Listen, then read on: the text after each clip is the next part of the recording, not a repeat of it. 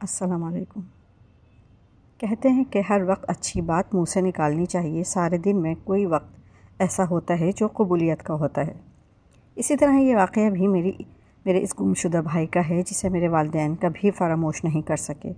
ہمیں سمجھ نہیں آتا تھا کہ ہم اپنے والدین کا غم کس طرح بانٹیں، انہیں کس طرح حوصلہ دیں، کیونکہ انہیں کامران بھائی کے غم میں روتا دیکھ کر ہم خود حوصلہ ہار جاتے تھے۔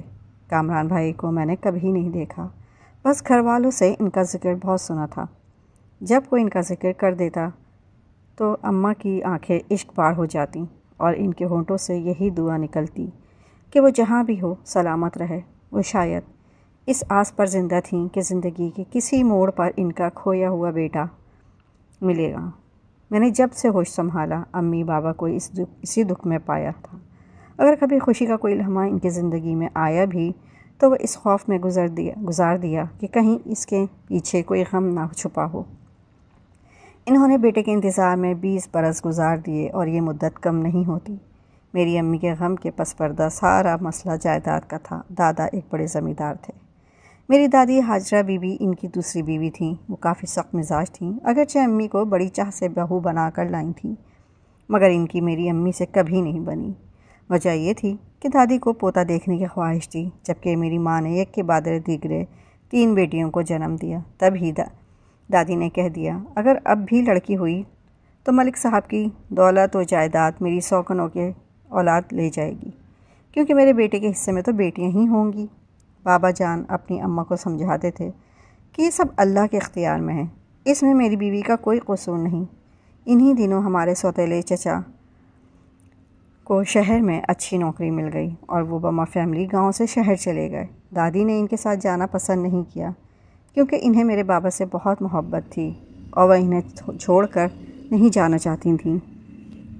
ان دنوں میری نانی میری امی کے لیے کافی فکر مند تھیں۔ وہ دادی کے مزاج سے بھی اچھی طرح واقف تھیں کہ جب تک اس عورت کو پوتے کی خوشی نہیں مل جاتی وہ نہ خود سکون سے رہے گی اور نہ میری بیٹی کو رہنے دے گی۔ اب میری نانی کا زیادہ وقت دعاؤں میں گزرنے لگا۔ وہ اللہ تعالیٰ سے نواسے کی پیدائش کی دعا مانگتیں۔ ایک دن انہوں نے عجیب دعا مانگی کہ اے اللہ، میری بیٹی کو بیٹا دے دے، چاہے پھر اس سے بیٹا چھین لینا، مگر ابھی میری دعا قبول فرما، نہیں تو ساس اس پر سوتن ڈال دے گی۔ جانے کیا سوچ کر نانی نے یہ دعا مانگی تھی۔ جب امی کو پتہ چلا تو وہ بہت پریشان ہوئیں اور کہا، اماں جی، آپ کو اس طرح کی دعا نہیں مانگنی چاہیے تھی۔ پھر اللہ نے ہماری امی کو بیٹا دیا، جس کا نام امی بابا نے کامران رکھا۔ امی اسے بہت پیار کرتی تھیں، ایک لمحے کو خود سے جدا نہیں کرتی تھیں۔ ان کے دل میں نانی کی مانگی ہوئی دعا کا ڈر بیٹھ گیا تھا۔ ان کے دل میں یہ خوف تھا کہ اگر کامران ان سے دور گیا تو وہ اس کی جدائی برداشت نہیں کر سکیں گی۔ پھر اللہ نے کامران کے بعد ایک اور بیٹا دیا جس کا نام عمران رکھا گیا۔ قدرتی طور پر امی کو بڑا بیٹا سب سے زیادہ پیارا تھا۔ وہ اسے دریا، نہر، پہاڑوں اور ایسی جگہوں پر جانے سے منع کرتیں جہاں حادثہ پیش آنے کا احتمال ہوتا تھا۔ کامران یوں تو بہت فرما بردار تھا، لیکن کبھی کبھی اپنی من مانی بھی کر جاتا تھا۔ امی کہا کرتیں، میں نے کامران کو ہمیشہ اداس دیکھا، اور جب میں اس سے اداس ہونے کی وجہ پوچھتی تو وہ کہتا، پتہ نہیں کیوں میں ڈرتا ہوں، مجھے لگتا ہے کہ میں کہیں کھو نہ جاؤں، خود کو اکیلا محسوس کرتا ہوں۔ حالانکہ میں اکیلا تو نہیں، آپ سب لوگ میرے ساتھ ہوتے ہیں۔ امی پیار سے گلے لگاتی اور کہتی، تو ایسی باتیں نہ کیا کر، ایسی باتیں مجھے اداس کر دیتی ہیں۔ کامران بھائی سے بڑی 2 بہنیں تھیں، جن کی شادی اپنے سوتیلے تایا کے بیٹے سے ہو گئی تھی، جو اپنے گھروں میں خوش تھیں۔ امی بتاتی تھیں، جب میں پیدا ہوئی تو کامران بھائی نے ہی گھر کے سب کام سنبھالے۔ جب ٹھیک ہو گئی تب بھی میری خدمت گزاری میں لگا رہتا، راتوں کو میرے ساتھ وہی جاگتا تھا۔ صحت مند ہونے کے بعد بھی وہ مجھے بستر سے اٹھنے نہیں دیتا تھا۔ جب وہ ہم سے جدا ہوا اس کی عمر 15 برس تھی۔ اس نے میٹرک کا امتحان دیا تھا۔ یہ رمضان المبارک کا مہینہ اور 17واں روزہ تھا۔ اس نے بھی روزہ رکھا ہوا تھا۔ یہ گرمیوں کے دن تھے۔ اس کے دوست گاؤں سے ملنے آئے ہوئے تھے۔ انہوں نے کامران سے کہا کہ وہ ان کے ساتھ نہر پر نہانے چلے۔ ہمارے گاؤں کے قریب ایک بڑی نہر تھی جہاں نوجوان لڑکے نہاتے اور تفریح کے لیے جایا کرتے تھے۔ کامران بھائی اور عمران بھائی دونوں نے ہی امی کو بتائے بغیر اپنے دوستوں کے ساتھ نہر پر چلے گئے۔ امی بتاتی تھیں کہ انہوں نے دونوں بیٹوں کو جاتے وقت دیکھا تھا۔ عمران آگے اور کامران اس کے پیچھے تھا۔ جب ان کی نگاہ پڑی، کامران دروازے سے نکل چکا تھا، صرف اس کا بازو ہی دیکھ سکیں۔ وہ تب ہی دروازہ بند کر کے گلی میں چلا گیا۔ امی کی پکار ان کے حلق میں ہی رہ گئی۔ بس یہ بیٹے کی دید کا آخری منظر تھا، اور یہ منظر میری امی کی نگاہوں میں بس گیا تھا۔ یہ کہتے ہوئے ان کی آواز دکھ سے بھر جاتی کہ ہائے، میں تو اپنے بیٹے کو آخری بار پیار بھی نہ کر سکی۔ کامران کے ساتھ جانا ضرور تھا، لیکن وہ پانی سے ڈرتا تھا، تبھی اس نے کبھی نہر میں نہانے کی کوشش نہیں کی۔ اسے تیرنا نہیں آتا تھا، اسی لیے وہ کنارے پر کھڑا رہتا، مگر کامران نہر میں تیرنے کا شوقین تھا۔ لیکن اس دن بدقسمتی سے نہاتے وقت وہ اچانک ایک بڑے بھنور میں پھنس گیا۔ اس نے دوستوں کو مدد کے لیے پکارا۔ اسے ڈوبتے دیکھ کر کسی کی بھی ہمت نہ ہوئی کہ اسے بچانے جاتا۔ سبھی اس کو خوف تھا کہ اگر ہم نے بھنور میں چھلانگ لگائی تو ڈوب جائیں گے۔ جب عمران نے دیکھا کہ کوئی بھی کامران کو بچانے نہیں جا رہا تو وہ مدد کے لیے گھر کی طرف دوڑا۔ اسے خبر نہیں تھی کہ پیچھے اس کے بھائی پر کیا گزری۔ نہر کے قریب ہی وہ خانہ بدوشوں کے خیمے تھے، جو اگلے دن کسی کو بتائے بغیر وہاں سے چلے گئے۔ وہاں کے رہنے والوں کا کہنا تھا کہ ان لوگوں نے میرے بھائی کو نکال لیا تھا، تبھی وہ اس طرح اچانک چلے گئے۔ امی کا خیال تھا کہ انہوں نے ایسا ہی کیا ہوگا۔ میرے بھائی کو پانی سے نکالتے ہوئے دوستوں میں سے کسی نے نہیں دیکھا تھا۔ ان خانہ بدوشوں کو کوئی نہیں جانتا تھا۔ میرے گھر والوں کو آج بھی اپنی غلطی کا شدت سے احساس ہے کہ اگر وہ اس وقت ان کے خیموں کی تلاشی لیتے تو اسی دن کامران ان کو مل جاتا۔ کئی ماہ گزر گئے۔ امی اپنے حواسوں میں نہ تھیں، ہر چیز سے لا تعلق سی ہو کر رہ گئی تھی۔ کسی بات کا ہوش نہیں تھا، اور میرے بابا پیروں، فقیروں، درگاہوں، قرض، بابا نے کامران کو ڈھونڈنے میں کوئی کسر نہ چھوڑی۔ انہی دنوں دادا کا انتقال ہو گیا۔ پھر کسی نے میرے بابا کو استخارہ کرنے کا مشورہ دیا، جس پر انہوں نے عمل کیا۔ رات کو خواب میں دیکھا کوئی کہہ رہا تھا کہ فلاں جگہ جانا، مگر اکیلے جانا ہے اور کسی کو نہ بتانا، بس اتنا ہی خواب تھا۔ صبح میرے بابا نے چچا کو ساتھ لیا۔ وہ جگہ ساہیوال شہر کے قریب واقع تھی۔ میرے چچا اکثر ساہیوال آتے جاتے تھے اور تمام راستوں اور علاقوں سے واقف تھے، تبھی بابا نے انہیں ساتھ لیا تھا۔ یہ علاقہ بہت خراب تھا، لیکن انہیں وہاں کوئی نہ ملا۔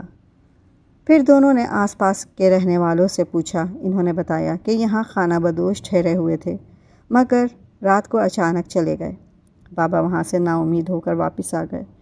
اسی رات بابا نے اپنے والد کو خواب میں دیکھا، جو غصے میں کہہ رہے تھے کہ جب میں نے کہا تھا کہ اکیلے جانا اور کسی کو مت بتانا تو پھر تم کیوں کسی کے ساتھ گئے؟ اب ساری زندگی کامران کا انتظار کرو۔ یہ خواب دیکھ کر بابا ہڑبڑا کر اٹھ بیٹھے اور بہت زیادہ پریشان ہو گئے۔ وہ اس بات پر ہر وقت افسردہ رہتے کہ کاش میں اکیلے جاتا تو شاید میرا بیٹا مل جاتا۔ خدا جانے اس خواب کا کیا مطلب تھا، خواب سچا تھا یا محض ایک وہمہ۔ لیکن میرے بابا کے دل میں یہ وہم بیٹھ گیا تھا کہ انہیں خواب میں ملے اشارے پر عمل کرنا چاہیے تھا۔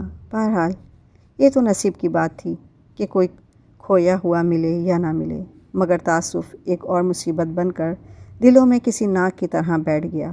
بابا نے خواب صرف امی کو بتایا اور امی نے ہر کسی کو بتا دیا کہ ہم سے کہیں نہ کہیں غلطی ہوئی ہے، ورنہ ہمارا بیٹا ہمیں مل جاتا۔ اس کے بعد میرے والدین کو کئی باتیں سننے کو ملیں۔ کوئی دلاسا دیتا کہ وہ زندہ ہے، ضرور آئے گا۔ کوئی کہتا کہ وہ اس دنیا سے چلا گیا ہے، جب ڈوب گیا تو کہاں سے واپس آئے گا۔ لیکن میرے والدین یہ ماننے کو تیار نہیں تھے کہ وہ ڈوب گیا ہوگا۔ وہ کہتے تھے کہ جو ڈوب جاتے ہیں ان کی لاش پانی پر آ جاتی ہے، اگر ہمارا بیٹا ڈوبا ہوتا تو ضرور اس کا کچھ نہ کچھ پتہ چلتا۔ وہ یقین رکھتے تھے کہ وہ زندہ ہے اور کبھی نہ کبھی ضرور ملے گا۔ امید کا چراغ اسی طرح کبھی جلتا کبھی بجھ جاتا۔ وقت تیزی سے گزرتا رہا، یہاں تک کہ 20 سال گزر گئے۔ امی اس صدمے کو سہتے سہتے کئی بیماریوں میں مبتلا ہو گئیں۔ زندگی میں انہوں نے جتنے دکھ دیکھے، یہ دکھ ان سب پر بھاری تھا کہ بیٹے سے ملنے کی آس ٹوٹتی ہی نہیں تھی۔ ایک روز ایک عجیب واقعہ ہوا۔ تایا جو شہر میں رہتے تھے ہم سے ملنے آئے۔ انہوں نے بتایا کہ وہ ایک اسٹور پر خریداری کے لیے گئے تھے۔ ان کی بیوی گاڑی میں بیٹھی تھی، تبھی 2 لڑکے تائی کے پاس آئے اور بولے کہ آپ کو کامران نے بلایا ہے۔ تائی کو اس وقت میرا بھائی بالکل یاد نہ آیا۔ انہوں نے لڑکوں سے کہا کہ میں کسی کامران کو نہیں جانتی۔ تب لڑکوں نے جواب دیا کہ وہ تو آپ کو جانتا ہے۔ یہ سن کر تائی نے کہا کہ اگر وہ مجھے جانتا ہے تو اسے کہو کہ یہاں آ کر مجھ سے ملے۔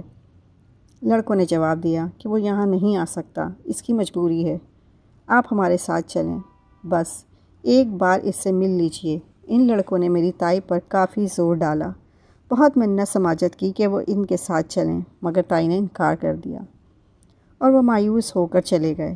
جب اس بات کا ذکر انہوں نے اپنی بہو یعنی میری بڑی بہن سے کیا تو وہ بے قرار ہو گئیں، بولیں کہ تائی جان، کامران ہمارا کھویا ہوا بھائی ہے، وہ ہمیں ایک لمحے کو بھولتا نہیں، پل پل یاد رہتا ہے، آپ کیسے اسے بھول گئیں؟ بہرحال آپ ہی کے اصرار پر وہ دوبارہ اس جگہ گئیں کہ شاید وہ لڑکے وہاں آ کر دوبارہ دکھائی دیں اور بات کر لیں۔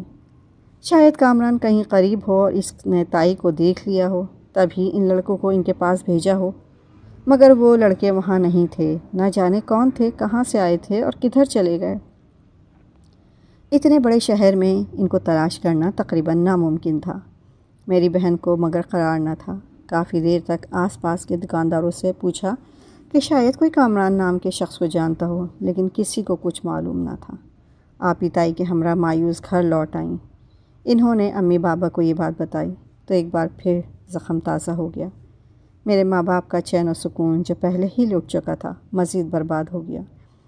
یہ معمہ پھر بھی حل نہ ہوا کہ اگر کامران زندہ ہے اور اس نے بازار میں تائی جان کو پہچان لیا تھا تو گھر لوٹ کر کیوں نہیں آتا؟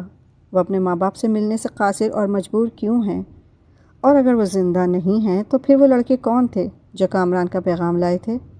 آخر کون سی مجبوریاں ہیں جو ہمارے بچے کو ہم تک آنے نہیں دیتی؟ کچھ لوگ کہتے ہیں کہ وہ کسی خطرناک گروہ کے قبضے میں ہیں جو اسے نکلنے نہیں دیتا۔ کچھ کہتے ہیں یہ سب محض وہم ہے، اگر وہ زندہ ہوتا تو کسی نہ کسی طرح رابطہ ضرور کرتا، مگر وہ شاید اب اس دنیا میں نہیں ہیں۔ میرے والدین جب تک زندہ رہے انہوں نے اپنے بیٹے کی موت کو قبول نہیں کیا۔ وہ ہمیشہ اس یقین میں جیتے رہے کہ ان کا بیٹا زندہ ہے اور کبھی نہ کبھی انہیں ضرور مل جائے گا۔ کہتے ہیں کہ جو بات یقین کے ساتھ ذہن میں بیٹھ جائے وہ یا تو پوری ہو جاتی ہے یا پھر عمر بھر دل میں چھپی رہتی ہے، یہاں تک کہ وہ خواہش انسان کو قبر تک لے جاتی ہے۔ میرے ماں باپ کے ساتھ بھی ایسے ہی ہوا، مگر ہم دل کو یہی تسلی دیتے رہے کہ اگر زندگی میں میرے والدین اپنے کھوئے ہوئے بیٹے سے نہ مل سکے تو عالم بالا میں ان کی روحیں ضرور آپس میں مل گئی ہوں گی۔ اگر آپ کو میری کہانی پسند آئی ہو تو میرے چینل کو لائک اور سبسکرائب ضرور کر دیجیے گا۔ شکریہ۔